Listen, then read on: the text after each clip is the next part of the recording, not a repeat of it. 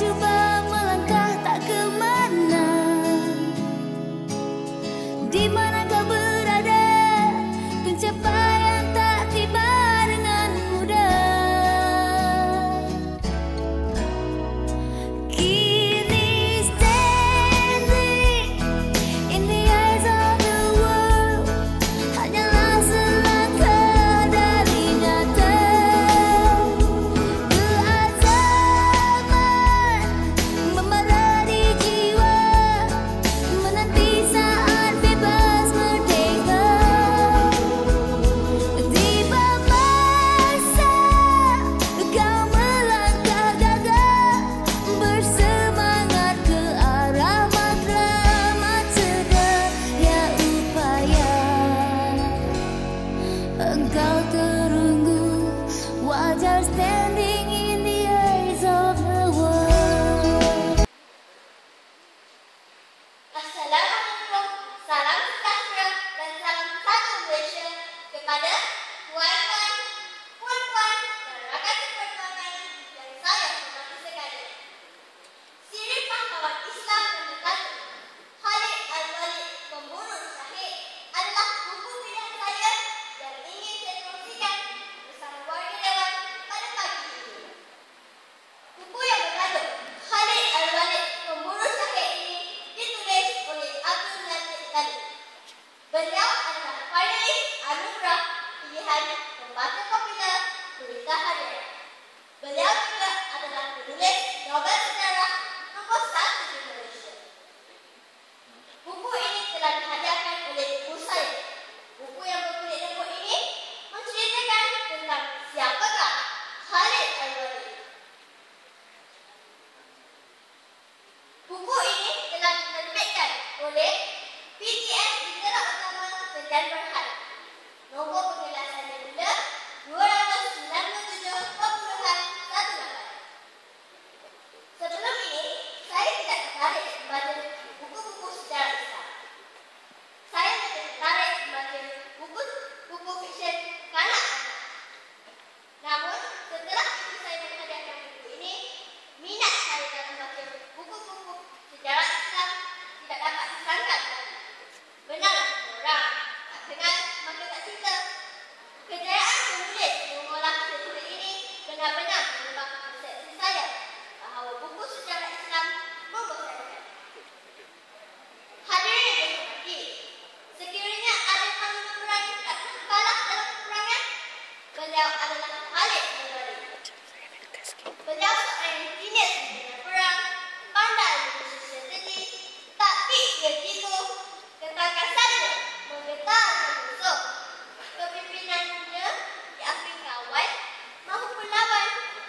Oleh itu, Rasulullah SAW menggelarnya Saifullah, yang bermakna pedang Allah. Ketika tahun ke-8, Khalid Al-Walid adalah penentang kuat Rasulullah SAW. Namun, hidayah Allah datang menyuruh bagi menerima Islam. Apakah yang menyebabkan beliau berbalik-balik Islam? Bagaimanakah hebat taktik dan teknik peperangan beliau? Bagaimana pula kemuliaan akhlak? Semuanya terjawab di dalam buku ini yang mempunyai bab-bab yang menceritakan satu persatu. Tanpa kita sedari, kita telah membacanya sehingga ke halaman yang terakhir setebal 312 muka surat. Penulis berjaya menggarap kisah seorang pahlawan menjadi cerita yang menarik untuk dibaca. Buku ini berjaya memikat hati saya. Buku ini berjaya mengeluarkan saya daripada dikongkong dan hanya membaca buku fiksyen kanak-kanak. Selain dapat pahami, buku ini mempunyai banyak pelajaran. Antaranya, jangan mudah mengalah, mempunyai jiwa yang berjaya, dan jangan sombong walaupun kita bertemu dengan diri. Milikilah dan bacalah buku yang bertajuk Khalid Al-Walid Pembunuh Syahid. Sekian, terima kasih.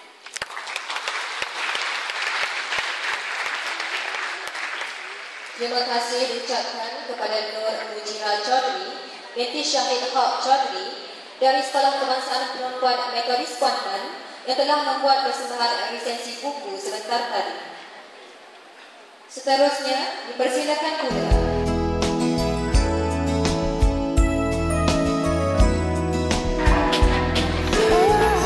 pemenang tempat ketiga, Haikal Natasha binti Muhammad Fahmi, Sekolah Kebangsaan Perempuan Metodis Kuantan. Setiap manusia ingin percaya, namun tak semua miliki dua. Tempat kedua disandang oleh Syafiqah Aqilah binti Syahrudin, SK Benda Lipis.